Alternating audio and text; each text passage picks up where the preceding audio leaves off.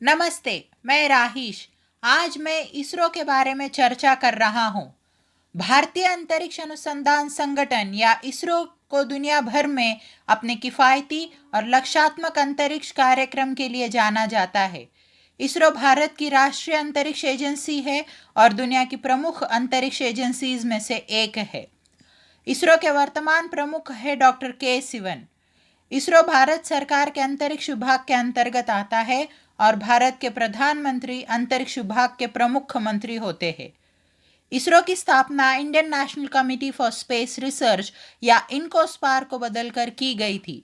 INCOSPAR की स्थापना भारतीय अंतरिक्ष कार्यक्रम के जनक डॉक्टर विक्रम साराभाई द्वारा 1962 में की गई थी।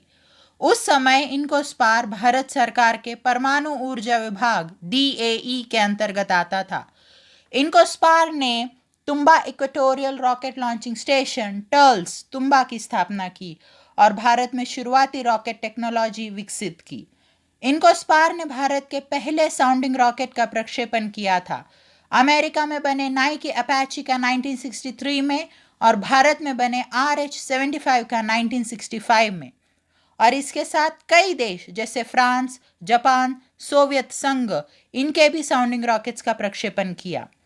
इनकोस्पार रॉकेट्स को बनाता था और जोड़ता था तुम्बा के एक चर्च में। यह चर्च भारतीय अंतरिक्ष कार्यक्रम का जन्म स्थल है। इस चर्च को आज भी एक संग्रहालय के तौर पर तुम्बा में सुरक्षित रखा गया है। 1969 में इनकोस्पार आज का विख्यात इसरो बन गया। अभी भी इसरो DAE के अंतर्गत आता था, लेकिन 1972 में भारत सरकार में एक स्वतंत्र अंतरिक्ष विभाग और अंतरिक्ष आयोग बनाया गया और इसरो अंतरिक्ष विभाग के अंतर्गत लाया गया। आने वाले सालों में इसरो ने भारत के पहले उपग्रह आर्यभट्टा को बनाया, जिसे 1975 में प्रक्षेपित किया गया और भारत के पहले उपग्रह प्रक्षेपण यान SLV-3 को सफलतापूर्वक प्रक्षेपित किया 1980 में। उसके बाद से कई अलग अलग उपग्रहों की श्रृंखला को इसरो ने प्रक्षेपित कर बनाए रखा है, जो कि सुदूर संवेदन, संचार और कई अन्य कार्यों के लिए है। इसरो ने अलग अलग लॉन्च व्हीकल्स भी विकसित किए हैं, जिससे आज भारत अपने ज़्यादातर उपग्रह प्रक्षेपित करने में आत्मनिर्भर है। इन रॉकेट्स में polar satellite launch vehicle PSLV, geosynchronous satellite launch vehicle GSLV Mark 2 और GSLV Mark 3 शामिल है। इसरो ने चंद्र और अंतर्ग्रहीय अभियान भी किए हैं। 2008 में इसरो ने भारत के पहले चंद्र अभियान चंद्रयान-1 को प्रक्षेपित किया और 2019 में भारत के दूसरे चंद्र अभियान चंद्रयान-2 को प्रक्षेपित किया, जिसने चांद के दक्षिण ध्रुव पर उतरने का प्रयास किया। 2013 में इसरो ने भारत के पहले इंटरप्लैनेटरी अभियान मार्स ऑर्बिटर मिशन या मंगलयान को प्रक्षेपित किया, जो 2014 में मंगल की कक्षा में पहुंचा। चंद्रयान-1 से भारत चांद पर पानी की खोज करने वाला दुनिया का पहला देश बन गया। चंद्रयान-2 से भारत चांद के दक्षिण ध्रुव पर उतरने का प्रयास करने वाला दुनिया का पहला देश बन गया और मंगलयान से भारत मंगल ग्रह की कक्षा में अपने पहले प्रयास में पहुंचने वाला दुनिया का पहला देश बन गया। 2015 में इसरो ने भारत की पहली अंतरिक्ष में मौजूद वेधशाला एस्ट्रोसैट-1 को भी प्रक्षेपित किया है। इसरो अभी भारत के पहले मानव सहित अंतरिक्ष अभियान गगनयान को विकसित कर रहा है।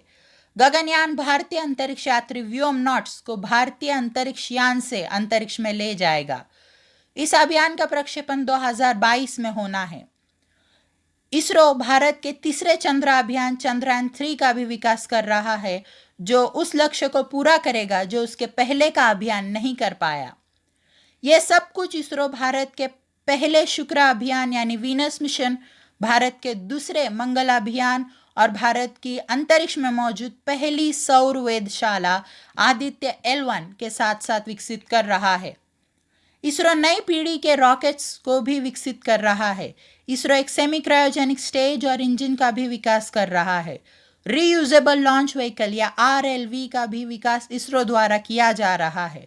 असल में इसके कम आकार के यान का पहला परीक्षण 2016 में ही कर लिया गया है। ISRO small satellite launch vehicle या SSLV का विकास कर रहा है, जिसका पहला प्रक्षेपण इस साल के अंत के पहले होना है। इसरो कई उन्नत टेक्नोलॉजीज जैसे स्क्रैम जेट इंजन, मीथेन के propulsion system, ion propulsion system, green propulsion system और कई अन्य टेक्नोलॉजीज को विकसित कर रहा है। 1962 में इनको स्पार का एनुअल बजट था 10 लाख रुपए और 2021 में इसरो का एनुअल बजट है 13,749 करोड़ रुपए। इसीलिए हम इसरो को एक प्रभावकारी स्पेस एजेंसी कहते हैं, क्योंकि अगर हम इसरो के बजट की तुलना अन्य स्पेस एजेंसीज के बजट से करें तो इसरो के खर्च काफ़ी कम है, लेकिन उपलब्धियां कम नहीं हैं।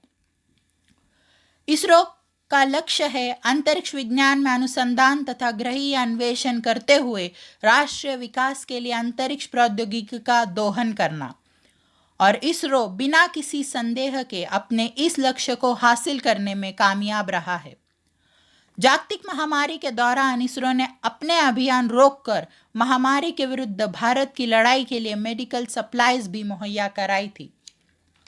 इसरो ने बहुत कम खर्च में, बहुत कम समय में बहुत बड़ी उपलब्धियां हासिल की है, जो ज़्यादा खर्च करने वाली स्पेस एजेंसी ज़्यादा समय में भी नहीं कर पाती। इसरो की शुरुआत छोटी छोटी कोशिशों से हुई थी और आज उन छोटी छोटी कोशिशों ने एक वैश्विक अंतरिक्ष महाशक्ति का उदय किया है। आने वाले समय में इसरो प्रतिष्ठा और सफलता की नई ऊंचाइयों को हासिल करेगा और साथ ही साथ इसरो ये पक्का करेगा कि भारतीय तिरंगा हमेशा तारों की ऊंचाई को हासिल करता रहे। धन्यवाद।